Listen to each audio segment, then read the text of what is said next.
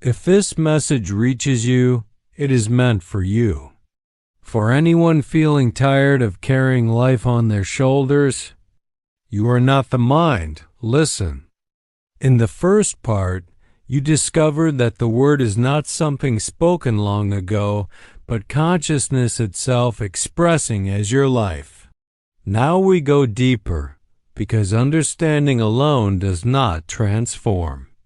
Recognition lived daily does. Most people hear this teaching and immediately ask, how do I use this? But Joel Goldsmith warned that the moment you try to use the word, you've already misunderstood it. The word is not a tool. It is your being. You do not apply it to life. Life unfolds from it. Here is where the real shift begins. You stop trying to make things happen and start noticing what is already happening in consciousness. This sounds subtle, but it changes everything. Think about how most days are lived. You wake up already tense. The mind is reviewing problems before your feet touch the floor. Bills, health, relationships, responsibilities. Without realizing it, you've already accepted a word for the day, a consciousness of pressure, effort, and survival. Then you wonder why the day unfolds exactly that way. Joel taught that the day does not unfold based on events. It unfolds based on the consciousness you rest in before events appear. A man once came to Joel saying, I pray every morning, but my days are still full of stress. Joel asked him, when you wake up, what do you expect? The man said, problems. Joel replied gently, then that is the word you are waking into. Joel taught him a different way. Before checking the phone, before engaging the world, sit quietly and recognize. This day exists in consciousness already complete. I am not entering chaos. I am witnessing order revealing itself. Nothing dramatic happened immediately, but something subtle shifted. The man stopped reacting so quickly. Situations that once triggered anxiety lost their power. The outer circumstances slowly reorganized, but the inner peace came first. This is the order of truth. Inner recognition precedes outer change. One of the greatest misunderstandings about spiritual life is the belief that peace comes after problems are solved. Joel taught the opposite. Peace comes first and problems dissolve in its presence. Not because you force them away, but because they cannot survive where truth is recognized. A woman struggling with loneliness came to Joel after years of feeling unseen. She had tried dating, social groups, even affirmations telling herself she was loved. Nothing worked. Joel didn't tell her to try harder or think differently. He asked her to sit quietly and notice something uncomfortable. The sense of loneliness was not coming from the world. It was coming from a belief in separation. She had been living from the word, I am alone. Joel asked her to rest in a deeper recognition. I am not a fragment seeking connection. I am consciousness itself, complete and whole. At first, it felt empty, even painful, but she stayed with it. Over time, the ache softened. And then something unexpected happened. She stopped needing people to fill the space inside her. And when that need dissolved, connection appeared naturally. Relationships formed without effort. The outer followed the inner. This is how the word works. It does not respond to desperation. It responds to truth. Joel emphasized that the most powerful recognition is often the simplest. When fear arises, instead of analyzing it, simply recognize this fear exists in consciousness, and consciousness is not threatened by it. When lack appears, instead of fighting it, recognize supply is not material. It is consciousness expressing. When illness presents itself, recognize this appearance has no authority over my being, which exists beyond form. This does not mean ignoring doctors, responsibilities, or practical steps.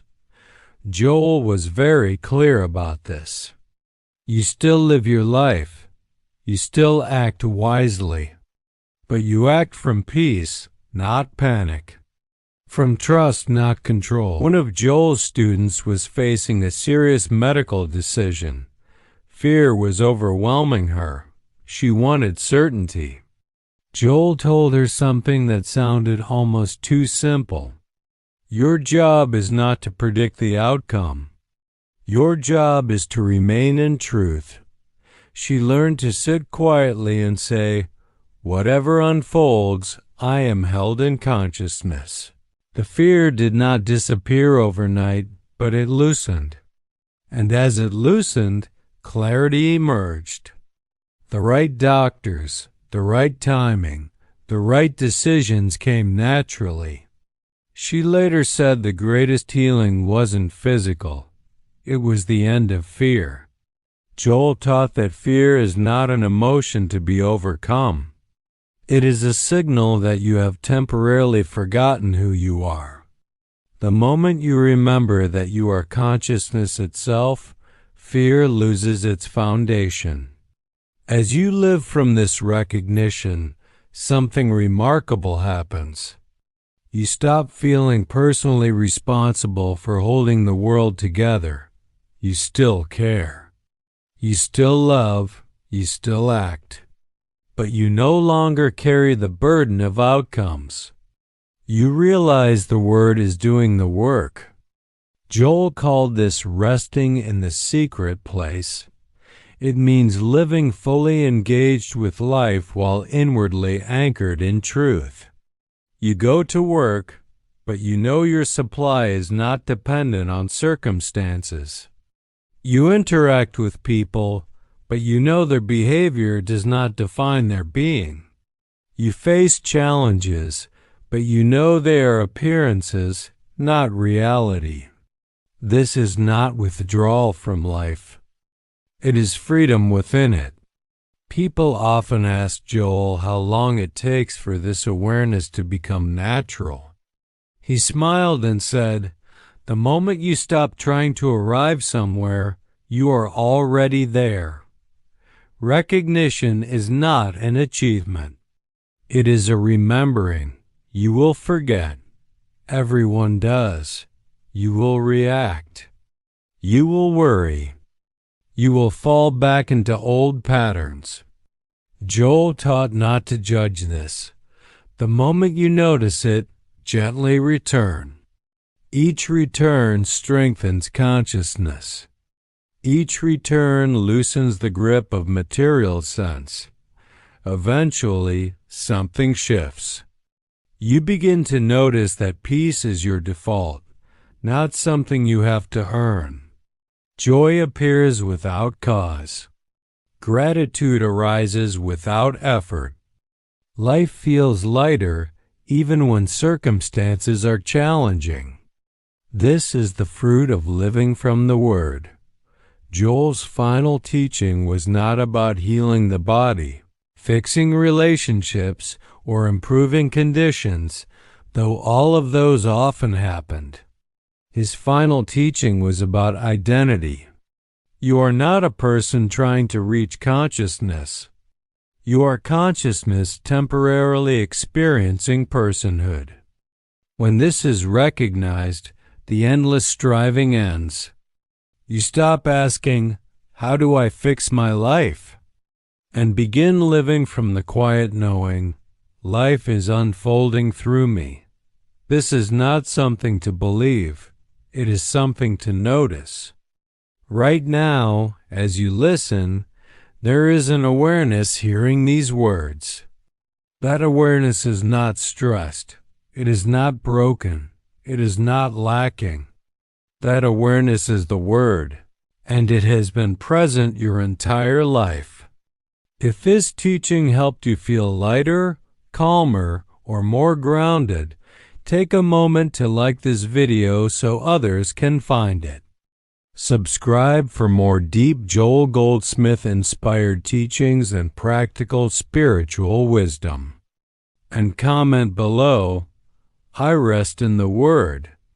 Let that be your recognition today.